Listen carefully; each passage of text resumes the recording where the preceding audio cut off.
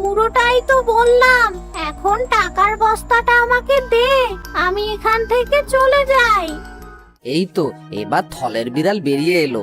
এতদিন তুমি চাষিদের বোকা বানিয়ে অনেক ক্ষতি করেছো, আর তাই আজ আমিও তোমায় বোকা বানালাম।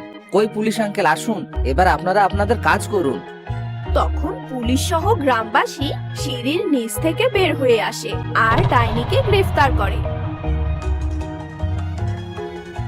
এই ইম্পোর্টার প্রথমে গ্রামের মাতব্বরের সাথে হাত মেলায়, তারপর পেঁয়াজ আকৃতির এই বাড়ি বানিয়ে তাতে পেঁয়াজের রং করায়, যেন তোমরা দূর থেকে একে পেঁয়াজ বাড়ি বলে মনে করো।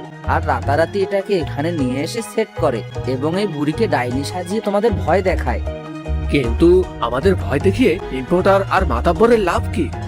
এই গ্রামে যথেষ্ট পেঁয়াজ উৎপাদন হতো, পেঁয়াজ ইম্পোর্ট করার দরকার হতো না। কিন্তু তোমরা ভয় পেয়ে জমি থেকে পেঁয়াজ তোলা বন্ধ করে দিলে, বাজারে যোগান কমে গেল।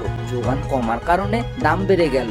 এই সুযোগে ইম্পোর্টার বিদেশ থেকে পেঁয়াজ এনে বেশি দামে বিক্রি করলো, সে লাভবান হতে লাগলো। শুধু তাই না, তোমাদের জমির পেঁয়াজগুলো রাতের আধারে তাদের খাস লোক দিয়ে চুরি করলো। বাহ, আমাদের মাথায় যা আসেনি এই ছোট্ট ছেলেটির মাথায় তাই এসে গেল। You are really great.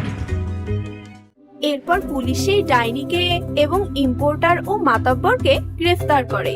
পেঁয়াজের দাম আবারও স্বাভাবিক হয়ে আসে। তারপর আবারও সবাই সুখে শান্তিতে দিন কাটাতে লাগলো। বন্ধুরা, ভিডিওটিতে লাইক করে চ্যানেলটি সাবস্ক্রাইব করে দাও।